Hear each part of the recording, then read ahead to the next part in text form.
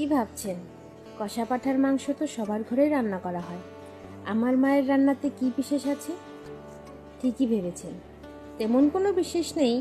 সবার ঘরে ঘরে যেমন পাঁঠার মাংস রান্না করা হয়, আমার মায়ের রান্নাঘরেও একইভাবে রান্না করা হয়। তবে একটা ব্যাপার বিশেষ আছে, সেটা হলো পাঁঠার মাংস। সে যার ঘরে রান্না হোক না কেন, বিশেষ তো হবেই। পাঁঠার মাংস আমার ভীষণ প্রিয়। সে গরম গরম ভাতই হোক, বা বাঙালি ফ্রাইড রাইস, কিংবা হোক বাসন্তী পোলাও, দুপুরবেলায় সঙ্গে পাঁঠার মাংস হলে আমার আর দ্বিতীয় কোনো কিছুরই দরকার হয় না। রান্না করতেও আমার ভীষণ ভালো লাগে। যখন এ ঘরে মাংস রান্না হয়, ছুট করে চলে যায় রান্নাঘরে মার সাথে রান্না করতে। মায়ের থেকেই মাংস রান্না শিখেছি, কিন্তু মায়ের মতো এত সুস্বাদু করে রান্নাটা এখনো করতে পারি না। ওই একইভাবে রান্নাটা করি, তবুও মায়ের মতো হয় না।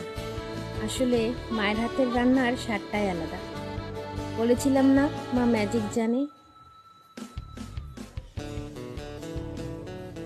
দেখেন, কথা বলতে বলতে মায়ের মাটন কষাটাও তৈরি হয়ে গেল।